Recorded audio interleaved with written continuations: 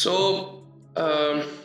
अभी एक न्यूज़ आई है कि जी शाहीन अफरीदी साहब वनडे टीम के कप्तान बन गए हैं। यार सीरियसली मुझे यार टेस्ट मैच चल रहा है पाकिस्तान का टेस्ट मैच अभी चल रहा है। और मैं आपको एक चीज़ बताता हूँ।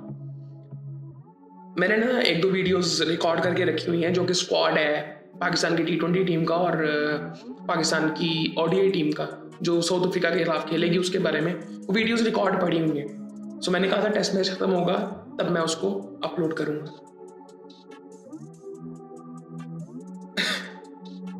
पाकिस्तान का टेस्ट मैच चल रहा है, शाहीन भी उसमें खेल रहा है, मोहम्मद रिजवान भी उसमें खेल रहा है और अनाउंस कर दिया गया कि शाहीन अफरीदी को कप्तान बना दिया गया और रिजवान जाहिर बात है वो कप्तानी से उनको हटा दिया गया। सो ये क्यों इम्पोर्टेंट है मुझे तो पहले समझ नहीं आती कि ज़रूरत क्या थी, लेकिन अगर हम शाहीन अफरीदी के बारे में कभी सोच भी रहे थे एज अ कैप्टन तो मैं भी पहले कई दफ़ा बात कर चुका हूँ। इवन आई थिंक जब इनको कप्तान बनाया गया था, आई थिंक T20 सीरीज़ में न्यूजीलैंड के खिलाफ 5 T20 में इन्होंने कप्तानी की थी तो उस वक्त भी बात की गई थी जब इनको इसी चेयरमैन ने हटाया था, मोहसिन नकवी साहब ने हटाया था कि जी वर्कलोड मैनेजमेंट के तहत। और बिल्कुल ठीक बात थी और मैं तो इस हक में भी नहीं था। इवन आप T20 में उसकी कप्तानी चेक तो करें, शाहीन अफरीदी की इतनी ज़बरदस्त कप्तानी वो करता है, बट फिर भी पाकिस्तान टीम की जब बात आती है तो ये एक रियल मसला था और इसीलिए कहा गया था कि नहीं। लेकिन अब वनडे टीम का उनको कप्तान बनाया गया। अभी खैर ये ऑफिशियल न्यूज़ तो आ चुकी है लेकिन कोई प्रेस कॉन्फ्रेंस नहीं हुई जिसमें सवाल जवाब हो सकें। होपफुली होगी। और मुझे थोड़ा सा ये लग भी रहा है कि शायद शॉर्ट टर्म के लिए या इस सीरीज़ के लिए शायद उनको बनाया गया है क्योंकि माइक हैसन इसके कोच हैं। सो मेरे लिए एक बहुत हैरानकुन था।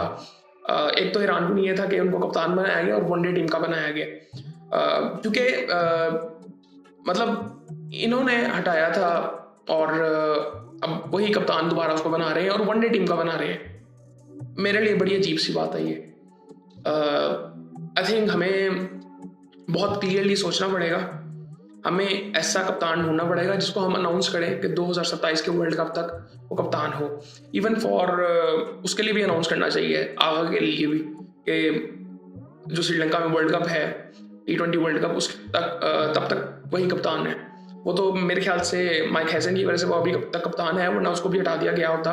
लेकिन माइक हैसन के होते हुए मुझे हैरानगी है कि रिजवान को हटाया गया है। लेकिन रिजवान के बारे में मैं एक दो बातें कर चुका हूँ कि मतलब मैं उनको कप्तान क्यों चाह रहा था। जब उनको कप्तान बनाया गया था तब तक मेरी सोच ये थी कि ये हमारे बेस्ट कैप्टन है, आज भी शायद यही है, हमारे पास ऑप्शन ही नहीं है और कोई।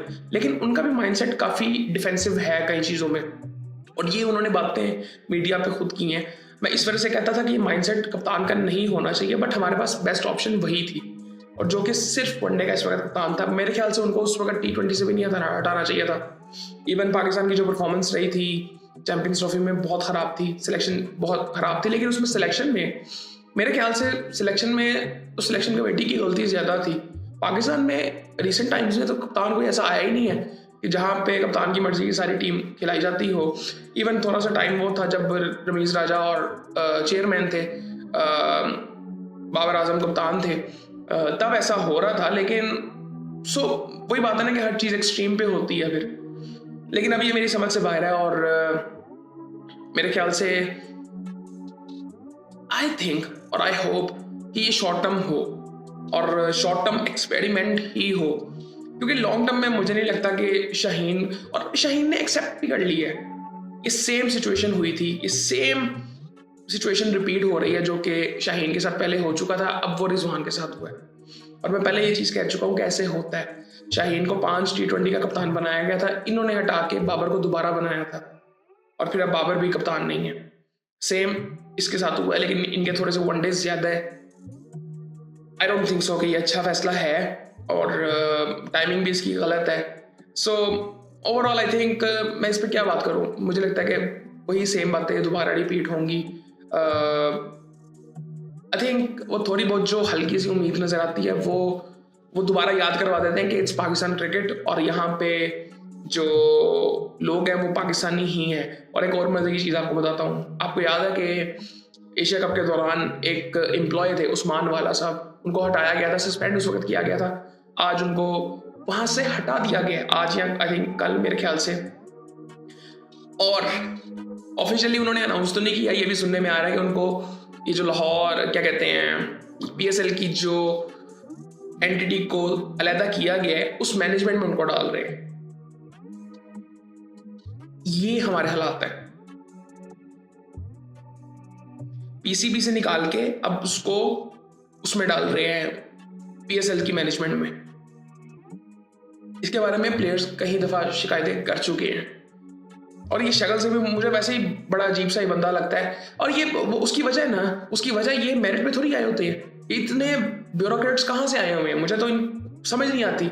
इतना बंदा काम करता है या ये कोई मेरिट पे नहीं आए हुए। मेरिट पे होता है तो इस वक्त ये बाहर होता। जो इसने मतलब जिस वजह से ये बाहर हुआ है इसको बाहर करना चाहिए था, इसकी नौकरी खत्म थी यहाँ पे।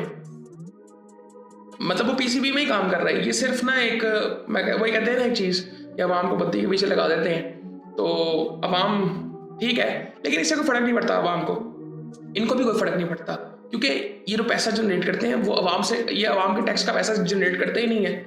और वो सारा, मैं इस पर क्या बात करूँ अब, ये इन चीज़ों पे मेरी समझ से बाहर चीज़ें हैं। बाद में क्या दिया जाता है कि जी ये उसका फैसला, ये उसका फैसला है। सो खैर इस पर मेरे ख्याल से ज़्यादा बात करनी नहीं चाहिए।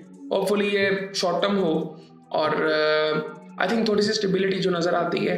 अब है डिबेट शुरू हो गई है इसके बारे में, मेरी आई थिंक 5-10 मिनट पहले ऑफिशियली अनाउंस हुआ है।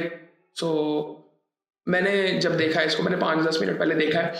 सो ठीक है, कोई ऐसी बात नहीं है। आई थिंक मैं ये नहीं कह रहा कप्तान वो अच्छा नहीं है, कप्तान वो ठीक है, लेकिन वनडे में आई थिंक वो फास्ट बॉलर है। सो और एक मुझे उसने एक्सेप्ट कर लिया, मुझे इस चीज़ की और ज़्यादा हैरानगी है। सो बाकी तो खैर प्रेस कॉन्फ्रेंस होगी, फिर उसके बारे में काफ़ी चीज़ें पता चलेंगी। बट आई थिंक बड़ी अजीब सी चीज़ें हैं। इस तरह से स्पोर्ट्स नहीं चलते, कोई भी चीज़, कोई भी इदारा इस तरह से नहीं चलता जिस तरह से PCB चल रहा है। सो बाकी आई थिंक फिर आपसे बात होती है।